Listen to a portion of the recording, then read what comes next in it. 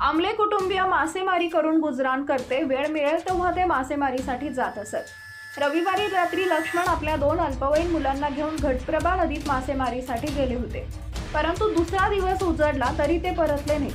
सध्या बेनकोळीची यात्रा सुरू असल्याने यात्रेत कुठेतरी थांबले असतील असा समज करून घेत पत्नीनंही शोधाशोध केली नाही.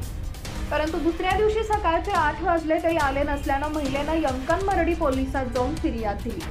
पोलीस निरीक्षक जावेद मुशापुरी यांनी तातडीनं अग्निशामक दलाला ही घटना कळवत स्वतःही पोलीस पथकासह घटनास्थळी दाखल झाले. त्यांना नदीच्या मधोमध मासेमारीसाठी लावलेली जाळी व पाण्यानं भरलेली बोट दिसली. तेव्हा तिघेही बुडाल्याचा संशय आला. त्यानंतर अग्निशामक जवानांनी शोध मोहीम सुरू केली असता सोमवारी सायंकाळी 6च्या सुमारास रमेश व यल्लप्पा या दोघांचे मृतदेह सापडले. परंतु वडिलाच्या मृतदेहाचा उशिरापर्यंत शोध सुरू होता. रात्र झाल्यानं मोहीम थांबवण्यात आली.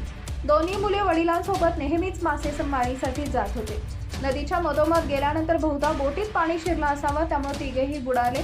लक्ष्मण यांना पोहता येत होते, परंतु दोन्ही मुलांना पोहता येत नसल्याची माहिती समोर आली आहे. मुलांना वाचवताना वडील बुडाले असण्याची शक्यता पोलिसांनी वर्तवली आहे.